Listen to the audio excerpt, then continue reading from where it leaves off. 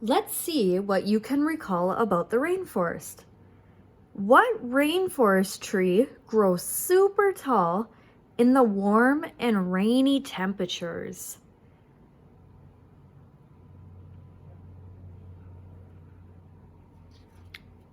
Good, a kapok tree. Which animal in the rainforest likes to coil around the branches and squeeze its prey?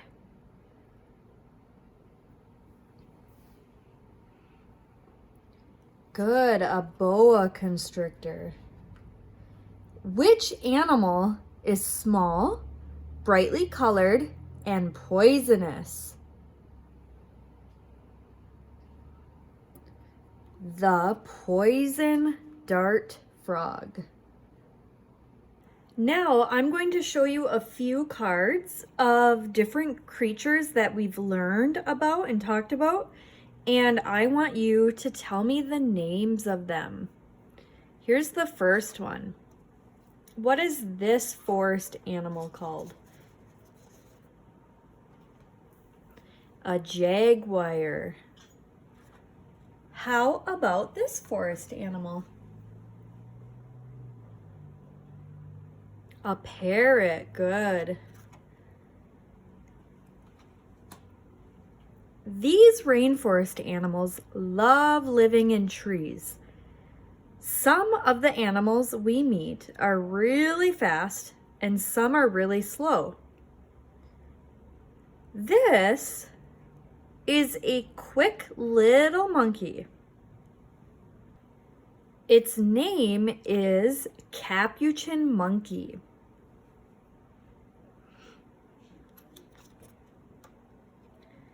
A capuchin monkey is a small monkey that lives in Central and South America. They live in the canopy layer of the rainforest. So that is this layer.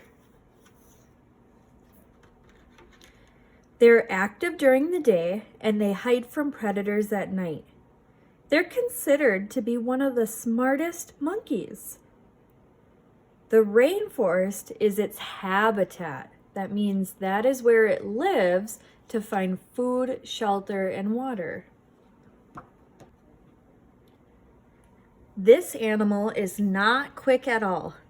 It is called a sloth because it is so slow moving and looks lazy as it sits for hours without much movement in the trees. It's a hairy, slow-moving mammal with long arms and legs. They also live in the canopy layer of the rainforest. They sleep up to 20 hours a day. That's most of the day.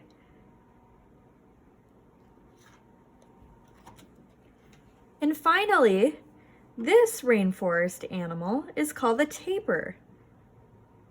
An animal that lives on the rainforest floor. So here's the floor of the rainforest, is the tapir. Tapirs like to feed on plants and fruits, especially bananas. They have an excellent sense of smell and hearing that helps them stay away from predators. They are also good swimmers and live near wet areas.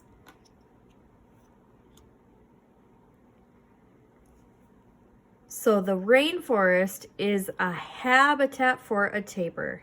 That means that the tapir gets food, water, and shelter there. It gets what it needs to be able to survive. Today's book tells us more about the rainy tropical rainforest. Look at the cover of our book. What do you see? Can you name the animals? Are there some you don't know about yet? Let's take a tour of the tropical rainforest. In the Rainforest by Kate Duke.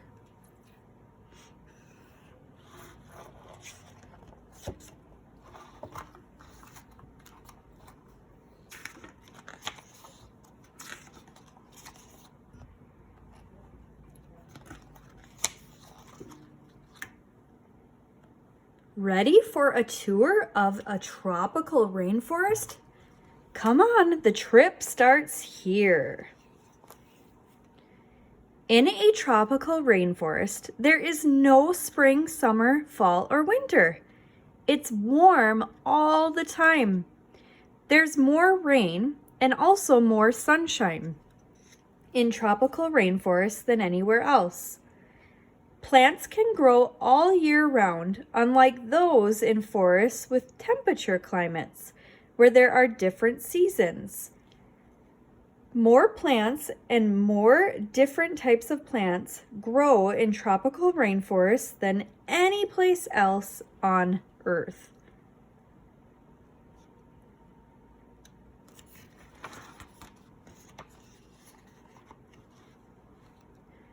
The forest floor is covered with a layer of dead leaves and twigs called leaf litter. Because there's no winter, most trees and plants don't lose their leaves all at once. Instead, they drop a few leaves all year round. Leaf litter is important. In the warm, damp rainforest, it quickly rots and turns to compost, which is plant food. This compost is vital to the forest. Vital means life-giving. The trees and plants need compost to grow. The forest floor may be covered with dead leaves, but it is full of life.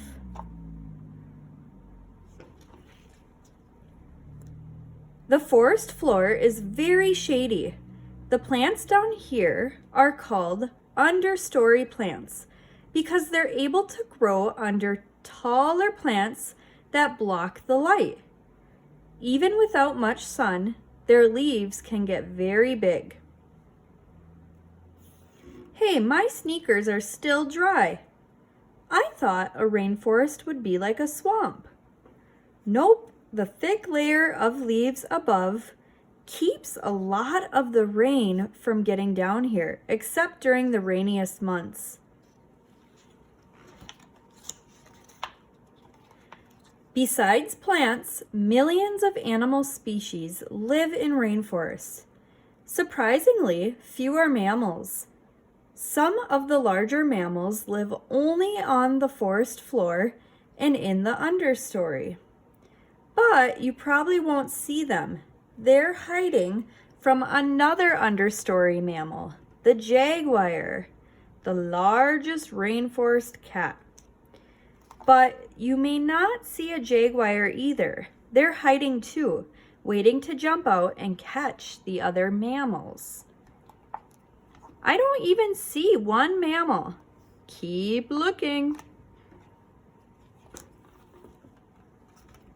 Many rainforest mammals are arboreal. That means they spend much of their time high up in the trees. You may see them when you put on your harness and start climbing. I want to see a mammal. Gulp. This is like mountain climbing. Exactly, you'll love it.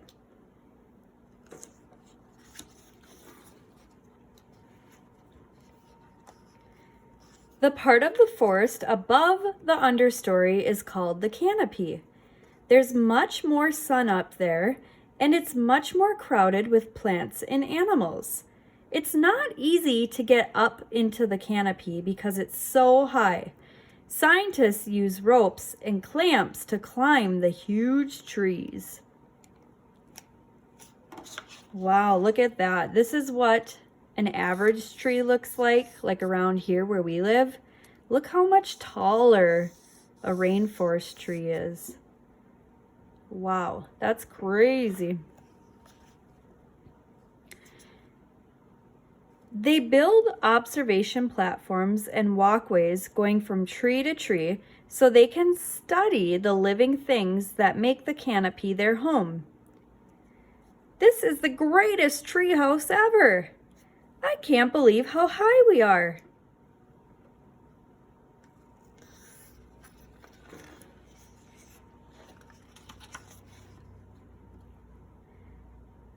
Under this platform, there's a special kind of plant called an epiphyte.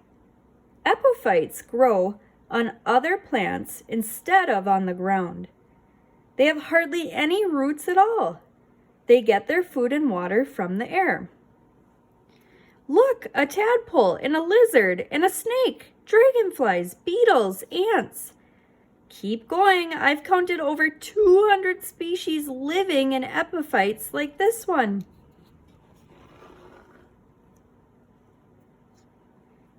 And a crab living in a tree. Many epiphytes are shaped to catch rainwater in the spaces between their leaves. A big one can hold up to 10 gallons of water. These epiphytes are sometimes called tank plants because they are like storage tanks for water to be shared by the creatures living in the canopy.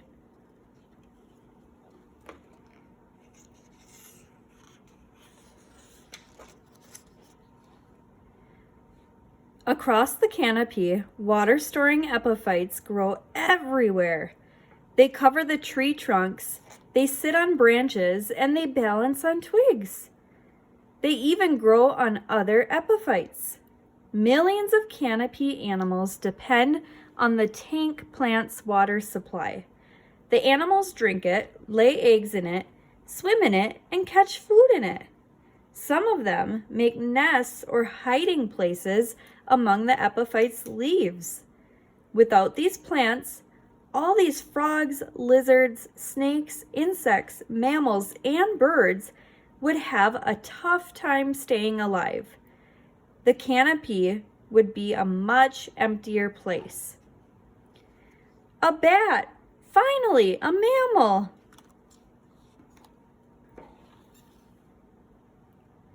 Wow, a baby jaguar. No, it's a margay, the smallest cat in this rainforest. Jaguars don't climb this high. Climb even higher and you'll be above the canopy. This is called the emergent layer. So looking at our card here, the emergent layer is the very top layer. It's where the tallest trees emerge or stick out above the rest. Your head will be emerging from the branches into the sunshine. This is the part of the rainforest that gets the most sun. You'll be hotter than you ever thought you could be.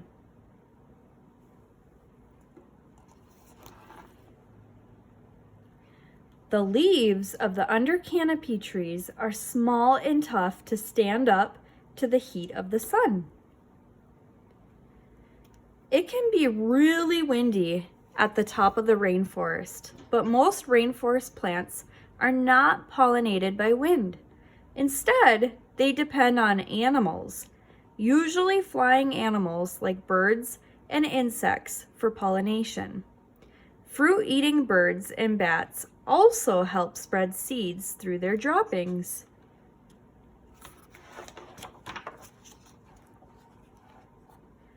The more you look around the canopy, the more different kinds of insects you will see. Scientists have found that there are more insects in tropical rainforests than any other kind of animal. Maybe you don't like insects. Get over it. They are very important. Take ants, for instance. Ants live in every part of the rainforest. These Azteca ants make nests inside tree branches. They protect their homes by attacking the tree's enemies, like beetles and caterpillars that could eat up all its leaves. Army ants can't kill humans, but they do bite. Better not to get too close. Other ants live on the forest floor, like these army ants. Usually, they don't make nests. Instead, the whole colony More than 500,000 ants camps out and hunts together in a huge group, capturing everything in sight. Frogs, lizards, beetles, grasshoppers, ants, mice, and wasps. Army ants help keep the forest floor from getting too crowded.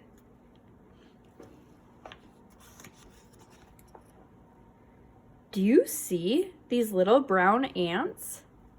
They live underground, under the forest floor, but all day, every day, they leave their tunnels and travel up the tall tree trunks and down again. Each one brings back a little piece of green that it has cut from a leaf. They are called leaf cutter ants. They often travel for hours to find leaves they like.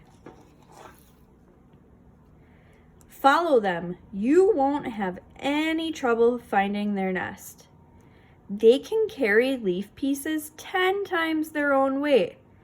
That's like a 60-pound kid carrying 600 pounds. That's a lot.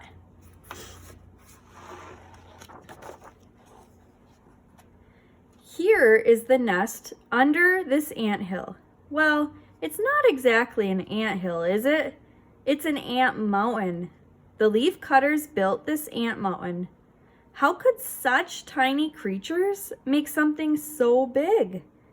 The leaf cutter ants are tiny, but there are a lot of them. As many as 5 million of them may live in a single colony, and they work non-stop. Wow, it's 3 feet tall and more than 8 feet across. They've carried out about 8,000 pounds of soil to create this mountain. Leaf cutters dig tunnels that can go down as much as 20 feet. The mountain is made from all the dirt that they dug out to make the tunnels.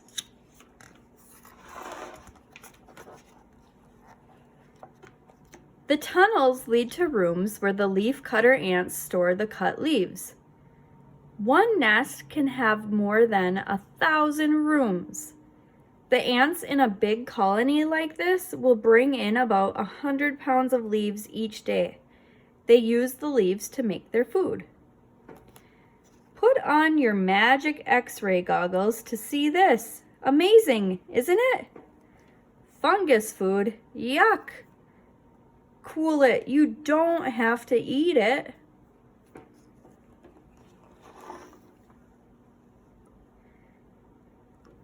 The soil a few inches under the leaf litter is thick clay with no nutrients to feed plant roots. Not all leaf cutter mounds are so big, but the ants' work is important. Their mounds make patches of soft, loose soil where plants can grow. The garbage they carry out, tons of used up leaves and fungus, adds compost.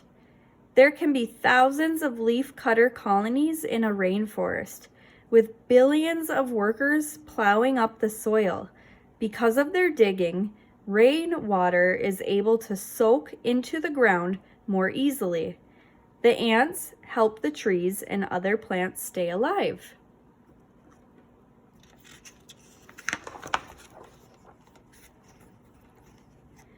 Now, you've seen a tropical rainforest from top to bottom and underneath too.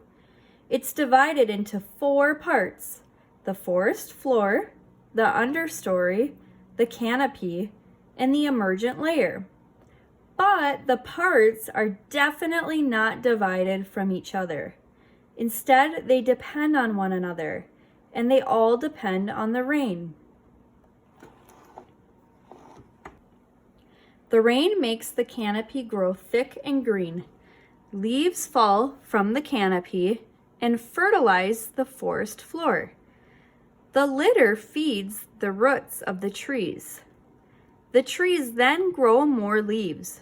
Leaves for leaf eaters, plus flowers for pollinators, fruit for fruit eaters, and perches for epiphytes. all of which keep the canopy thick and green. Everything gets recycled. Everything balances out. The rainforests of the world are incredibly old. Left alone, it's likely that they could go on forever. But the rainforests may not go on forever because people are cutting them down all over the world as fast as they can. Sometimes people clear rainforest land to try to make farms. Sometimes companies cut the trees to sell the wood. They don't understand that cutting the forest makes the perfectly balanced system fall apart. It looks like a desert. Where are all the animals? Take away the trees and all the animals and plants that live in them and on them, around them and under them will have nowhere to live anymore, and they'll die. Take away the trees and plants, and all the roots that held the soil together disappear. Without them, the thin layer of good soil quickly gets washed away by all the rain. The bare dirt underneath gets hard. The sun bakes it harder until nothing can grow in it except a few grasses and weeds. Once it is gone, a natural rainforest can never come back. Let's go back. I have lots more to show you. Luckily, there are still a lot of rainforests left in many parts of the world, and a lot of people are trying to keep them healthy. Some are scientists who want to study and learn from the life in the forest. Some are people who think rainforests are beautiful and amazing, something that should not be lost forever. They will have to work hard, but they believe that rainforests are worth it. What do you think? The end. How are a parrot and a capuchin monkey alike?